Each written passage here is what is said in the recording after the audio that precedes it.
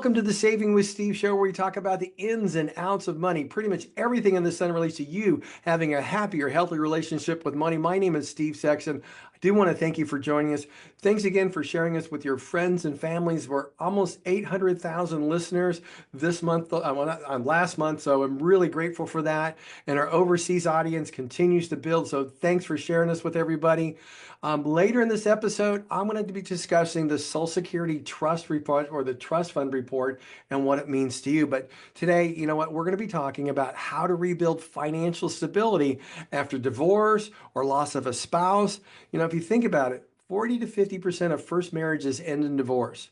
Second, third marriages, there's even more of it. And then, you know, we have people losing their spouse every day.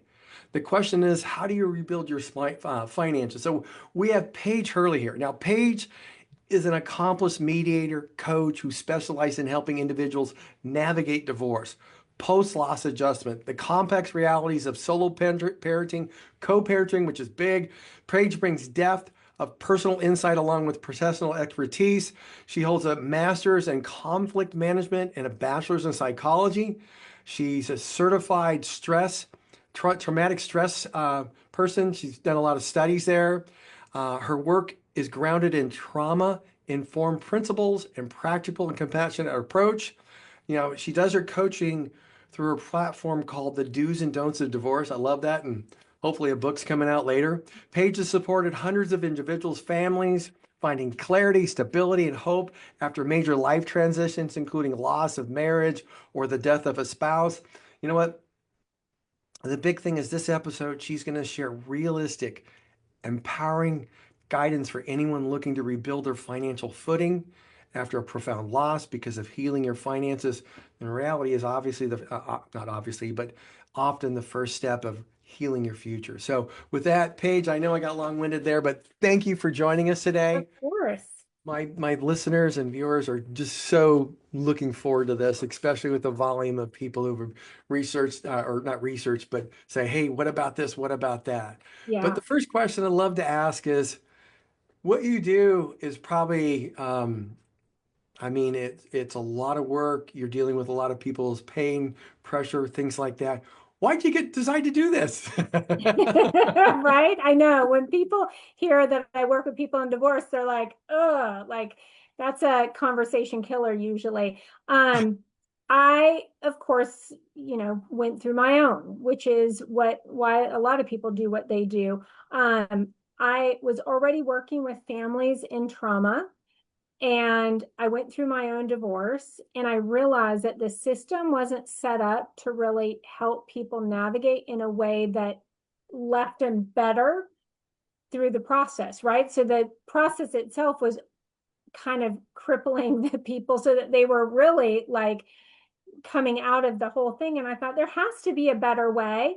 So went and took some more classes and figured it out. And that's why I do what I do. I'm passionate about it, passionate about helping people thrive on the other side of this. So I'm so grateful that you're covering this topic. And so everything I do, and you'll probably hear me talk about today, is through that trauma-informed lens. Because the reality is, if you're going through a divorce or if you've lost a spouse, that's a traumatic event. And we forget that so often. We say that in that big sense, like it's one of life's most traumatic events, but then we don't act like it in the practical sense, understanding what people really need to do. So, Yeah, I think it's interesting you put it that way because it's a trauma. Most people don't realize it is a death of a spouse. mm-hmm. It is a death of a relationship, whether it's divorce or a spouse. And from that point, it is very traumatic. There's Yeah. grief. There's a lot of, there's a flood of emotions. There's triggers. There's all sorts of things that pop up. And you know what? Now you're one person having to deal with everything. Right. So it's, you know what? It's a big thing. So let's just get started, dive right into it. Yeah. You know, what's the first step or the process for rebuilding financial stability after a divorce or, you know, loss of a spouse? I think the first thing is to acknowledge the shock, right? So it doesn't even matter. So if we're talking about divorce and you're like, but I was the one who filed, there's still the shock. Like you didn't get married to get divorced. You're still grieving. And a lot of people confuse that. Like And certainly if you lost a spouse, even if it was over an extended period of time, same thing. You're in a fog, right? So when the heart breaks, the brain freezes, and especially when it comes to money, we probably have heard, I'm sure you talk about it, that the time you don't want to make important decisions, especially financially, is when something big has gone on in your life, right? And yet you're forced, we need to make financial decisions still. So there was a 2021 study in Harvard Health that said that cognitive load in grief reduces problem solving by 50%. So if we just take that as a reasonable truth, I'm operating at 50% then. And we've got to make all these important decisions. And I think even just knowing that, one, to show yourself grief or grace, is huge. And to maybe figure out for you what that means. Maybe it's allowing yourself a little bit more time. So I like to think of it like a continuum. Like, people will either avoid on one end or they'll be impulsive on the other end, right? Like, people go out and just spend a boatload of money, or they just don't want to look at anything and they just bury their head. And then somewhere on top of all this, we're going to have decision fatigue, because Steve, you know as well as I do, there's a lot of decisions to be made if you're either going through a divorce or you've lost a spouse. All of a sudden you're like, like lots of things going on. So there's a lot of pieces that I think first the foundation is knowing that reality. And so you give yourself some grace, look at it. And then one thing we talk about at Do's and Don'ts is the 4 types of divorce. The legal part, we all know, that's when you're going to get the piece of paper that says you're officially divorced. What people don't talk about are some of the other pieces. And the one that I think is really important for our conversation today is that emotional divorce. So you might, maybe you're the one who filed. And so you emotionally have been going through that process, and you're maybe at a better place emotionally to be negotiating. But if maybe your spouse, or maybe it's reversed, but if your spouse isn't there and this kind of caught them, out of the blue, they're not ready to negotiate. And I see that all the time in my mediation practice, where people come to the table and they're giving away the farm because it's like, I want them to see how generous I am and that they're making a terrible decision to leave me. And then they later regret it because they weren't doing it from a sense of reality. Like, what do I need? What makes sense? They're doing it out of desperation. Or they can be real jerks, right? Men or women, they can come to the table and go, screw you, I'm not giving you anything, because they're not ready to negotiate yet. And so knowing that piece is so important, both for yourself, where am I? And where is the other person, is important. So, and quickly, I'm just going to tell people the other 2 pieces, because I know that they'll be like, she said there's 4 types. What were the other 2? But we're not necessarily talking about them today. The financial piece, which is as long as there's still a connection between you guys, if there's alimony, child support, you need them to pay part of the kids' bills, and you depend on that money, there's still a tie. So you are still married in a form, right? You still have this financial tie. And then the last one is social divorce. And I think it's important for people to understand that it takes a while for all the people to finally hear that you're divorced. So we gave people a little bonus, has nothing to do with anything that we'll talk about those other 2 parts necessarily, because that financial piece of the divorce really goes into the specifics of negotiating a divorce settlement. But I think it's important to understand, and that emotional piece is so important, and we don't talk about it enough. You know what? I want to say this, that I'm really glad you actually brought that up first, because there's probably 50 emails from our viewers, and I thank you ladies for sharing this, and some men out there. The proper response was, what was I thinking? Mhm. They and their situation was one of which where you just talked about it, where they gave up the farm, showing that they you know what they weren't how I say they were a they didn't want to spend very much during the marriage, so to speak, but they Yep. decided to give up the farm to see if they can keep their spouse. Yeah. And the next thing is what they're not realizing is that we're separating our money. I'm going my way, you're going your way, and that's gone. And they're like, I couldn't believe I did that. Um, and once because they were still in that like I just got fired phase. Yep. I can't believe I just got fired, but Yep. I can't believe I just got a divorce paper and here I have to deal with it. Yep. And then so I would just want to say, if you're listening, you're not the only one going through this. Yep. So again, just like Paige said, take your time with it. You know what? I have a question. If somebody's going through something like that and they're thinking that way, Mhm. would it be really good for them to get in contact with somebody like yourself to help Mhm. them get prepared for that mentally, emotionally, so they can work through some of those things so they can really realize what's going on as opposed to try to have that trigger to save things? Yeah. Um, well, I'm gonna do a shameless plug here then right now. Yes, you can get in touch with me. And because like we talked about, I went through this myself. I'm really sensitive to people paying. You guys, I'm not inexpensive to hire me. And most people probably don't need to hire me one-on-one because what I felt like I was always doing was giving people the same advice. I'd get off the phone, I'd take another call, I'm like, this is nuts.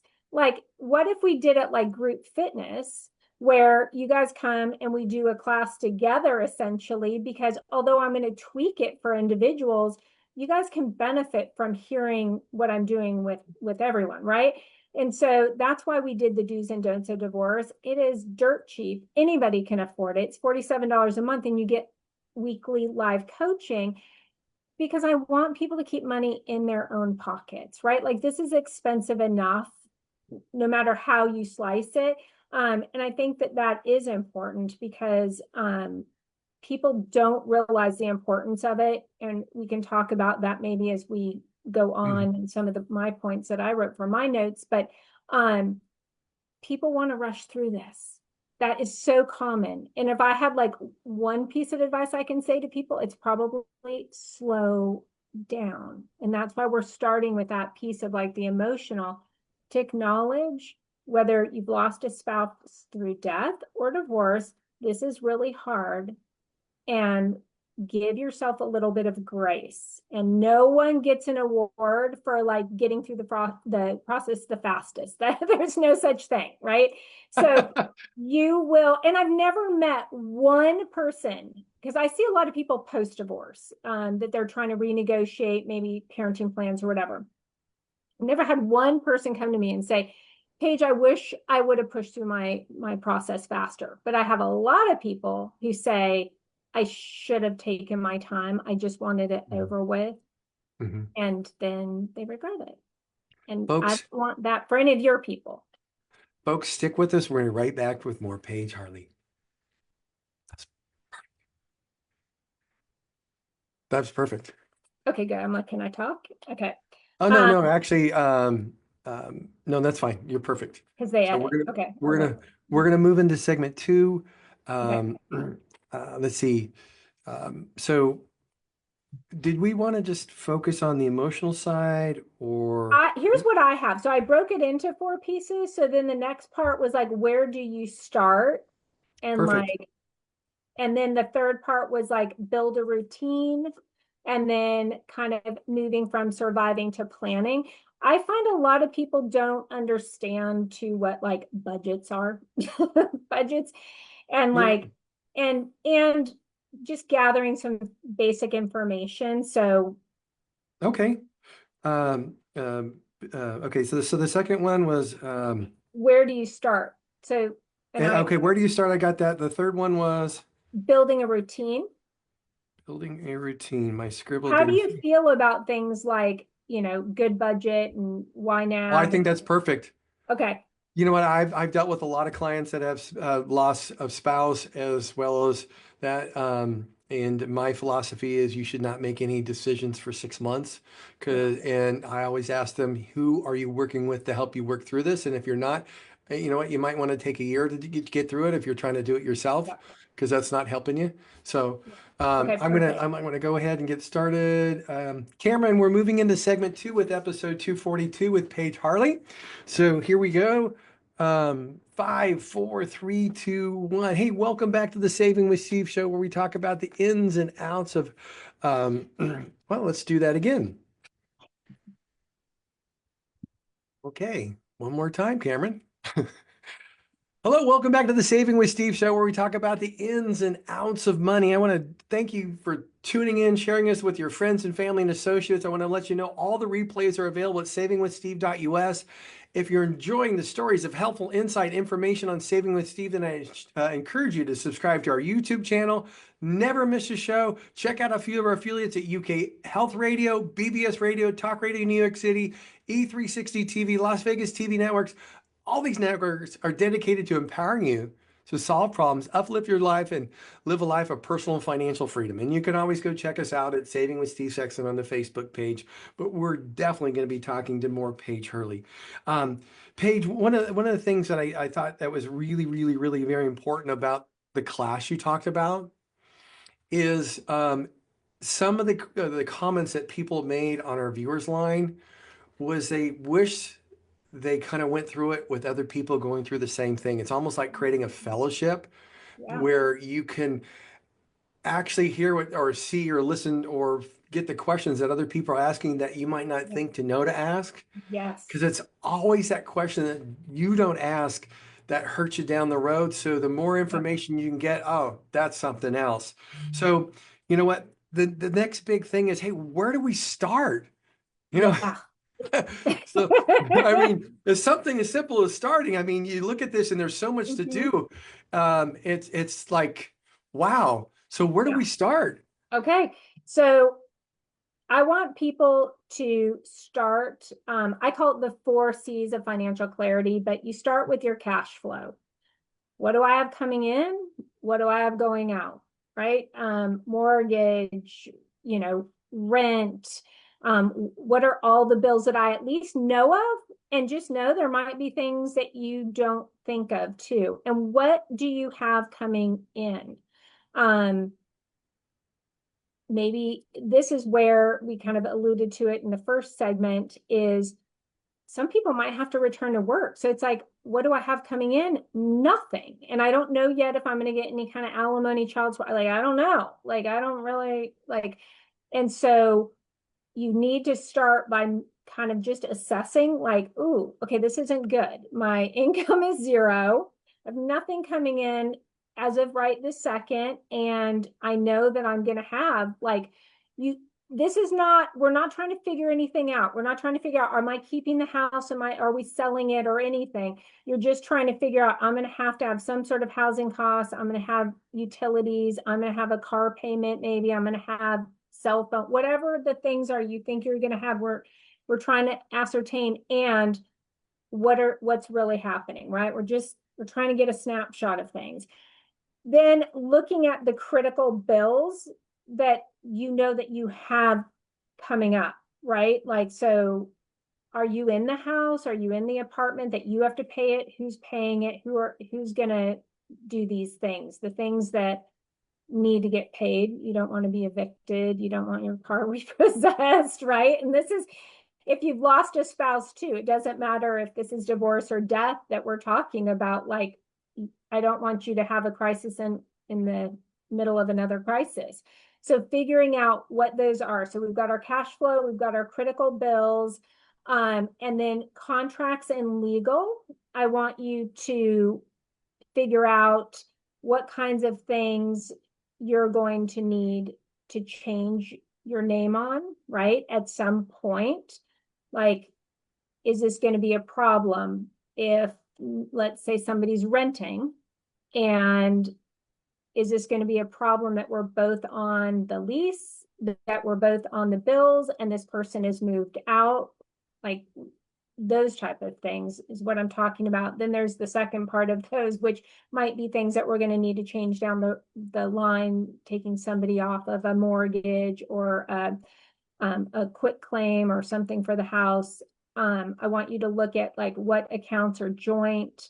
And I want you guys to get a credit report, please, because in a divorce, I find people forget that, oh gosh, we haven't used that card in forever, and I guess it was never closed. And guess what? Amazing. The ex somehow figures out that and uses a card, and it can go crazy. So start with a credit report, but also kind of what else do you need maybe sooner than later that you need to make sure, and or that you have access to as well. Like, do you have a joint banking account? Do you have access to that account? It's amazing how many people don't, or don't even know where their mortgage is.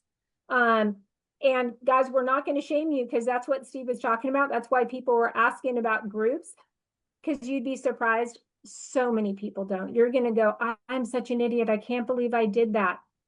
So So let common. me just talk about life here real quick. Yeah. When I deal with people who are about to retire, husband and wife, both of them are working. Most of them have no clue what they actually spend on a monthly basis. All they know is that they have money left over and the money's going into the 401k, plus they have extra money going into savings. They have no clue. So when I ask them to write down things, I've had people write down just the basic bills for living, like utilities and stuff like that. And I go, well, how much do you spend on food? How much do you spend going out? Yeah. What'd you spend Yeah. last year on travel? Yeah. And all of a sudden they think they're spending $2,000 or $3,000, and now it's seven because Yeah. of all those extra little things Yeah. that are there. So don't worry about the fact that you don't know. Yeah. The key is go pick up that debit card statement, the credit card statements, and Yeah. just start listing all those bills. The credit cards, you probably want to list them by the balance, the payment date, the interest rate, all that kind of stuff, and the minimum you got to make so you know what's going on there. The more you know, the better. And I Yes. would recommend you write it down as a, some people spreadsheet, but I write it down because then you know it when you write it down. Yeah. That's what I found. People go, I know it that I've written it down. If I had it on a spreadsheet, I forget it. Yeah. Me too, Steve. I'm so old school. I love people to actually write it down, but there are some actual studies that show that it's important. There's something different that happens in the brain when we write things down. Um, that is so common in a divorce too. That's the same thing. Like, people have no idea what they're spending, and that's why people, one, aren't going to not feel alone in this. They're going to realize that that's more common than it is uncommon, right? People don't know what they're spending. And so the good news is that they're going to get to start over. Now you kind of get to go, okay, like, now I get to really figure out, am I living consistently with what my values are, what's important to me? And you get to rewrite your story now, like it starts over. But getting there is really, really hard. And one thing, that's why I said in one of these, was that we're not trying to figure out who's keeping the house or anything like that. We're just figuring out, like, what are you gonna need? Like, okay, I'm gonna need some sort of housing money. I'm gonna need some sort of food money. I need, clothing. And yes, and that's why you do need some sort of a professional to kind of help guide you and work with you to look at it, like you said, because you're like, I don't see any food on this list. Do you eat? Um, because we're all going to miss things. And so having somebody who's used to looking at these things that can point out, like, hey, what about this? What about this? Because those things add up really fast. Hmm. And women tend to, in my experience, and I think the stats show it too, want to keep the marital home. And sometimes they're not aware of all the costs that are associated with that. And that scares me. I always pause and we go into a deep dive about the reality of still staying in a marital home, because statistics show 1 in 3 women are paying over that 30%, which is the kind of guideline that people use for how much of your income should go to housing after a divorce. because they insist on keeping the marital home, and it may not always be the right choice, and they're doing it out of emotion and not logic. Doesn't mean it's the wrong choice, but I think if they would slow down and look at the bigger picture and what it all means, they might have made a different choice, right? And so helping people goes back to that, just slow it down a little bit. Mm-hmm. We're not in a rush. I know you preach that too. Like, we've got some time. Some of this stuff is time sensitive. We want your bills to be paid. We don't want the cars repossessed. We don't want you to go into foreclosure. Like, we need to take an assessment of like what's going on, what needs to be paid, what's going, what's going in and out. And also then we're going to move into kind of how are we going to structure this so that you can start building some solid routines so that you can start looking forward, right? We're just Mm-hmm. talking now, like getting you through the moment, and now we want you to thrive. So before we move into the next segment, I just want to share something, basically what you just said from one of our listeners, and this is Jesse from Mobile, Mhm. Alabama. And basically, I'm going to paraphrase what she said. She says, you know what? It was so important for me to keep the family house, and I all I thought about was the mortgage, the insurance, and the taxes. Mhm. I didn't think about the $200 a month to keep the gardeners, to the water, the Yeah, upkeep on the house. yeah, And she goes, I almost went into foreclosure and I then had to sell it to one of those discount sellers because yeah, I wasn't able to afford it. And what I thought was affordable, when you add in all those other things, it yeah, became almost more than half of what my income was. yeah, So we just happened to have an older house that needed a lot of stuff, and here I am spending to keep that up, but I didn't have anything else. yeah, So you know what, you really want to take a look at that. That's one of the reasons why your expenses are so very important, that you get, not to make be funny, but to be anally detailed yeah. on what you be spending. That's internet, that's streaming stuff, 15, 5, $20, it all adds up. And some of those things could put you in a situation where you don't want to be down the road. So I just wanted to share that. It's Folks, stick so with us. Oh, accurate. go ahead, Oh, I was just saying, so accurate. Yeah, so accurate. Can I add one more thing? please. And those big expenses, right? Do you have enough if your water heater goes, if your air conditioning unit goes, if you need a new roof? Like, what about those? Like, so yes, we need to really make sure that you're making wise decisions Yeah. regarding So marital air home. conditioner, $15,000. New roof, Right? $20,000. Yeah, Water heater, numbers. 500, $600 plus a plumber. So Yeah. you know what? All those little things make a big difference. So folks, you really want to stick with us. We've got a lot of great information that Paige is sharing with us. So we'll be right back.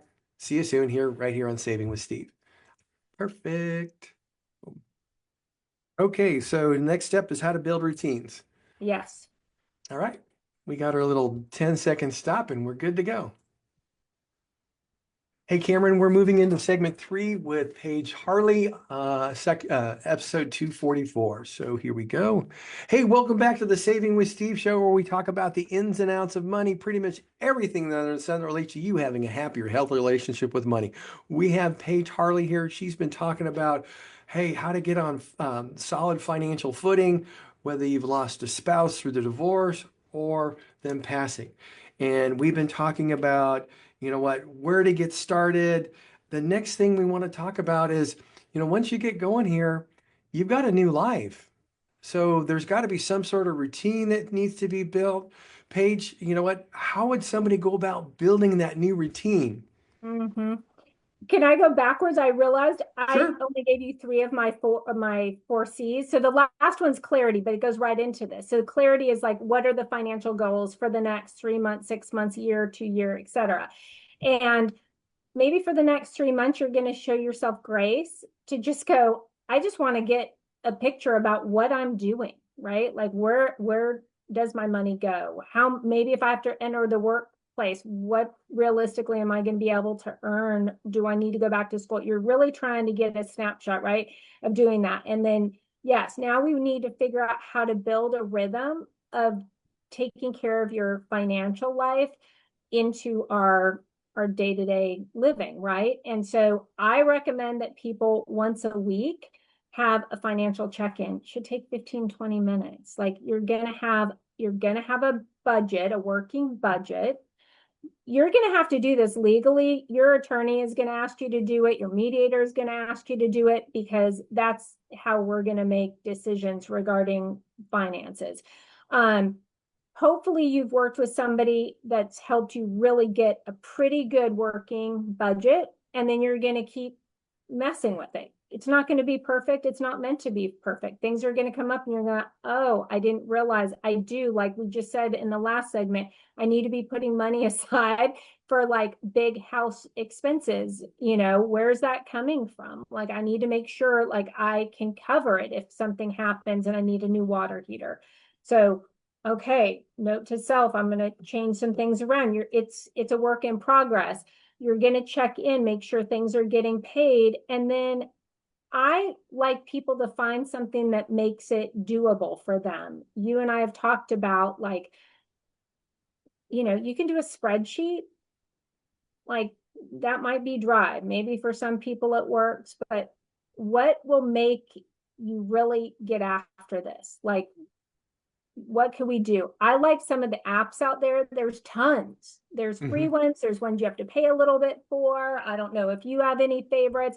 My favorite is the one that appeals to you and that you'll use. I mean, I'm like, whatever looks good to you, you know, is like, if you'll use it, then fantastic. It's kind of like workout programs. There's tons out there. Whatever one appeals to you, is good. Because you've got to get in that rhythm. And I find one place, especially going through a divorce, that people get really stuck is their bills from their attorneys. And I get it. That is a horrible piece of paper to come in the mail, and you are terrified to open it. It is never good. I mean, it's always like, oh, and people just don't look at it. Like sometimes whatever your arrangement is with your attorney, some people have a credit card on file. Some people, you know, you've got a retainer. So at first you might get some bills and it's just coming out of the retainer. And then eventually, like you might either have to pay it or they've got a credit card. And so people aren't even paying attention. They don't want to know. It's icky. Guys, you've got to know. I can't tell you how much money I've saved my clients just by opening up the bill and actually reviewing it. And I think it's an important takeaway for people today. You guys should be going over it and you should be verifying that it's accurate. And you can push back and you can say, like, why did you bill me for this? So common things that I see happen are like calls that you're having to make to them to follow up on something that they said they were going to do, but they didn't do, and they still bill you. And as far as I'm concerned, that's a no-go. And most of the time, in fact, I mean, really, I can't think of it ever not happening. When I have clients that we work with, either through do's and don'ts or private clients that I coach, when they push back with their attorneys, they take it off. I mean, it's not as big and scary as you think, but you guys, like, this adds up to real money. If you can save, like, most attorneys are very expensive. And usually the people that work with me as a private coach, they're paying $500, $600, up to $1,200 an hour for attorneys. Oh my gosh. So getting a couple hours off is significant. And people don't, one, know that they can do that. Two, like they're too scared to even look at the bills. I mean, that is such a common fear. They're like, I would rather do just about anything than have to open up my attorney's bill. But you need to be verifying that it's right and that it's accurate. And you need to push back if you don't think it's fair. And you need to keep notes yourself. You should know. And it's a good way to keep on top of where your divorce is in the process. And so it's going to give you like some insight. I promise when you open it, you'll be glad that you did, and it'll empower you and kind of start building that muscle for taking control of your finances, right? Like I'm not a pushover. Like I agreed to pay you for your services, but like you're not gonna, take advantage of me. I actually totally agree with that because in my experience, people who have gone through divorce with the attorney, three times I've actually encouraged them to just have that conversation and say, you know what, I don't think this is right because of A, B, and C. Mhm.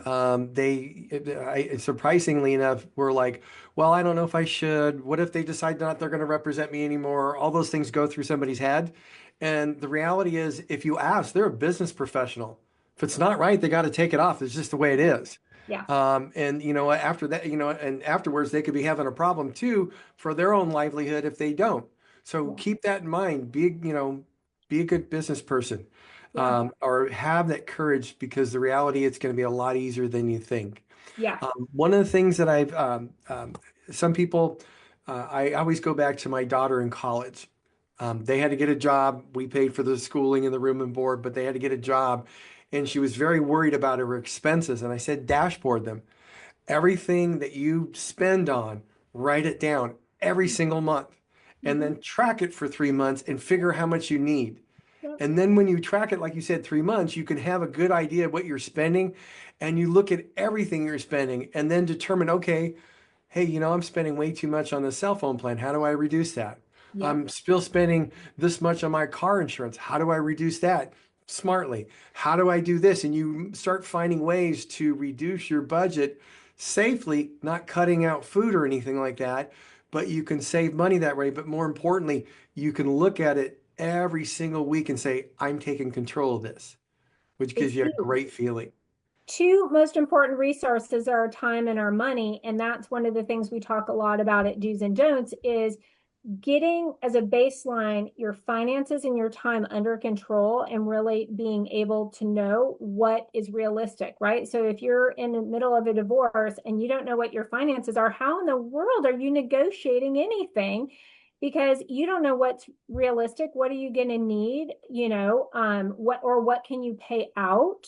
Um, and same thing with your time. If you're really not understanding what your time looks like, how are we creating parenting plans when you don't really have an idea of where your time is? And so I know sometimes clients get frustrated with us at the beginning when we're such sticklers on it, but they thank us later by saying, I'm so glad that you really helped us create that baseline. From there, then you can build and know truly what you need and what things are costing. Because if I'm being really stereotypical, if you have like a husband who's working and maybe a stay-at-home mom, um, this this person, the working person, we'll say the dad, may not really have a good sense of what the costs are for the kids, right? Because he doesn't really pay them. He doesn't really look at them. He doesn't know like how ridiculously expensive every single activity your child will do, right? You think you're signing them up, it's like $100, and then they go, oh, but you have to buy the uniform, and then you have to pay for traveling, and you're like, wait, I thought it was going to cost me $100 to join this team. Um, they don't sometimes understand all that goes into it, and the same on the other side too, right? So you may not be able to negotiate if you've been out of the workplace. Like, we really need to get a plan. We always start with the end in mind. We look and we help people go, where would you like to be in 10 years? And we kind of back into it so that we can make good decisions for today. Like, do you need to go back to school? Like, this isn't going to cover it if you're maybe in school full time and you can't contribute much financially to the bottom line, and he can't afford to pay you enough to really sustain. Like, how are we going to do this? And people tend to want to move through the process too quickly to really evaluate these things, make mistakes, and then later regret it and say, I wish I would have found you, X number of years ago, Paige. And I'm like, I do too, because it breaks my heart. It breaks my heart to hear people coming after the fact when it didn't need to be this way. So what you're really saying here is, folks, take your time, Mm-hmm. make sure you understand your finances, make sure you understand what your life's going to be like from a schedule standpoint, Yeah. so you control your finances in your life Yeah. before you do any type of negotiation. Yeah. And you know what? If that takes you 6 months or 7 months, okay, Yeah. no need to run into anything. Because if you do that work, you can eliminate the triggers that cause you to do certain things. Yeah. You can be in a position where you actually control your life, which makes it a little easier. Yeah. And you can also take the emotion, some of the emotion out of this divorce, which obviously, like you said, helps people make bad decisions. Yeah. Uh, so, so folks, hey, stick with us. We're going to right back with more Paige Harley. This is wonderful, so you don't want to miss a thing. Okay, perfect. So now we're moving into planning. Yeah. Okay. So I'm just going to say, so Paige, we've talked about this, this, and this. So what's next? Okay. Okay, here we go. Cameron, we're moving to the segment 4 with Paige Harley. So here we go. Welcome back to the Saving with Steve show. I just want to thank you all for joining us, sharing us with your friends and family. Again, if you like those replays, you're going to want to watch this one many times. So it's at savingwithsteve.us. If you're enjoying the stories of helpful information, insight, check out our YouTube. I encourage you to check out a few of our affiliates at UK Health Radio, BBS Radio, Talk Radio New York City, E360 TV, Las Vegas TV networks. Hey, these networks, they're dedicated to empowering you to solve problems, to uplift your spirit, and live a life of personal and financial freedom. So with that, hey, we're so lucky to have Paige Harley here. She's given us a mountain of information. And you know what, Paige, we've gone through, hey, the different emotions at the beginning. You know what? Building a routine. What's next? I think this is the exciting part. So now we're going to move from surviving to really planning, thriving, right? This chapter might have caught you off guard, but the next one is yours to write. And so we're taking all those pieces, and it's not linear, but we know we've taken an assessment of where we are emotionally. We know that this is hard. We've shown ourselves grace. We've taken stock of like all the things. We've started to create a rhythm for ourselves with how we're gonna like budget. We're doing all the right things. And now we're going to be really intentional. We're taking what we talked about, like some of those goals, and now we're going to start putting them into action, right? And so now we're going to budget with our new identity, right? It doesn't matter if you're the husband, if you're the wife, if this is a divorce, if this is a death, like who do we want to be in 2 years, 5 years, 10 years, right? What does that look like? And so do I need to build my credit? Do I need to rebuild my credit? I need financial independence? Am I returning to work? There's so many cool things that can be happening during this. And one thing I think Steve and I have probably really beat to death probably is like the timing piece, right? Like you guys give yourself grace and give yourself time. Because when I say this, it might sting a little when I say, please say it isn't so, but it takes on average 3 to 5 years to recover after a divorce financially is what they say, and kind of get everything back onto, a reasonable road, whatever that looks like. And it doesn't mean like recover your finances or build back up your savings account necessarily, but it means finding your new path, right? Like, so if you're having to go back into the workplace, or, you're having to maybe save now for another down payment for a home or something, like just whatever it looks like for your situation. So knowing that, give yourself grace. Like, okay, it's gonna take a minute.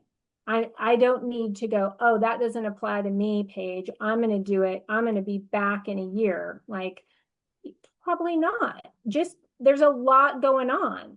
But that doesn't mean things are going to be awful for the next 3 to 5 years. It just means you're in that process of trying to figure out what all these pieces are for you and navigate these things and how it works. And, maybe if you're the one paying child support or alimony, like getting in the rhythm of this extra bill that you haven't been used to paying, right? I mean, whatever it is, like if you guys have to do a quadro and do some paperwork, that's done once the divorce is final. So like then, you've got that. That's going to take you several months to get through. Like that's why you guys, there's just these pieces that are going to take a minute. Maybe you have to find a new place to live. So remember, it's including all of that. But now you get to kind of think about what this looks like. And it's so individual. Because do you have young kids? Do you have kids that are already out of the house? Or do you have kids that are about to be out of the house? Um, it can be a really fun time. And kind of going back to what you said, Steve, that's where you can benefit from being in groups where other people might be in a similar stage of life and can encourage you, or maybe a little bit ahead and encourage you of like, oh, okay, that'll be great. We talked about before, there's no award for getting through this the fastest. So I really want people to hear that. Like, it's going to take a minute. Each of those 4 divorces that I mentioned, they say on average, they each take 2 years. So all the things, right? It's going to take 2 years for all the people that the soccer coach that your child had when they were 5 to hear that you got a divorce.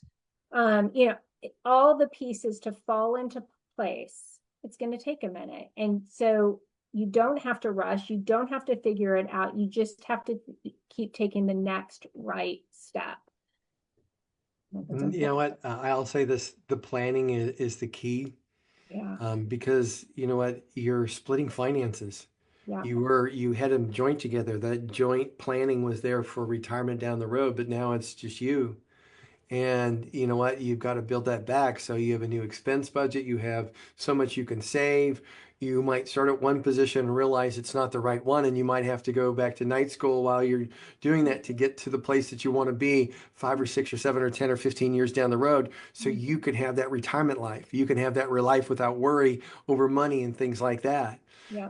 And then, you know what, there's just so many little things that you want to look at and plan. But once you get past that, building that routines, Yeah. and you know what you're doing in your life is, and you start planning, this is my next step. This is what I want to do. This is where I want to go. What do I got to do there?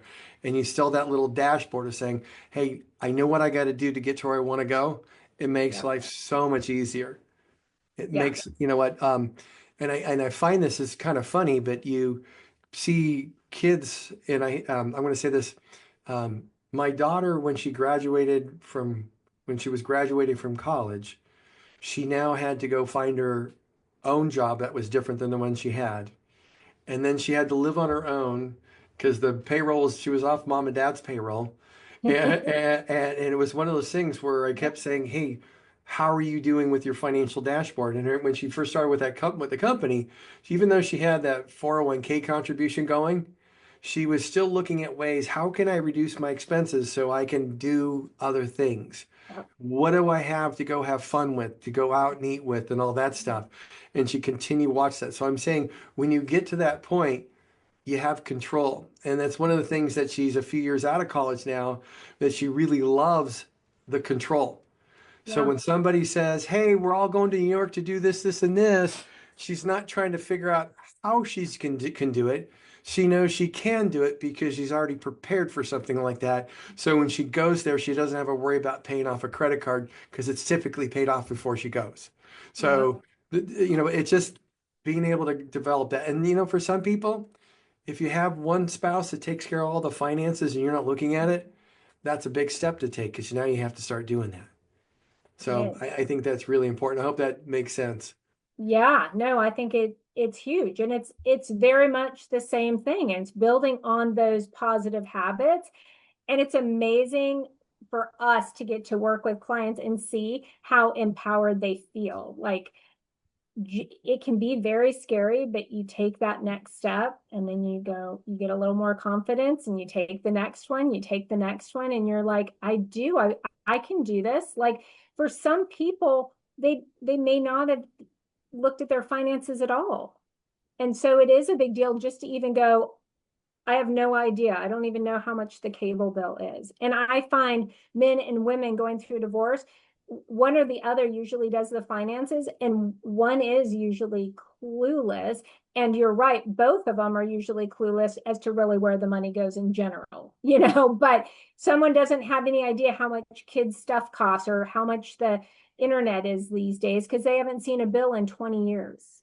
I'm Hmm. like, no, why would I know that? Like, and so that's where it comes. Give yourself grace when you guys are going through it and know it's going to take a while. But if you can lay this foundation first and give yourself the benefit of not making any big financial decisions in your divorce, until you've really assessed like what you're going to need and what your life post-divorce kind of looks like, have a general guideline that will be so beneficial to you. But most people just get so uncomfortable. They want to rush through it, and it's the worst thing you can Well, do.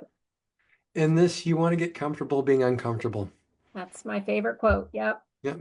That's So good. you know what? We've got a few minutes left. What I Okay. really love, just because of all the responses that we received, is for you just share some information about how you go about helping people, your group, and how people can go about getting a hold of you. Yeah. All right. So you can you can find me, jpaigeharley.com. You can go to do'sandon'ts.com. We're on all that. We have a big TikTok following, oddly enough. I'm not a TikTok girl, but we're on all social media. I think the coolest thing that we do, and really our heart, because it's not just me at Do's and Don'ts of Divorce, it's me. I also have a CDFA that I work with, and we have a life coach, and it's the three of us. And we do live weekly coaching calls so that people can have a sense of community. We have all the videos in our membership, so you can go and look up and find lists and all the things from, things to bring with you to court to kind of read through to calm you, to how to questions to ask attorneys when you're interviewing, and everything in between.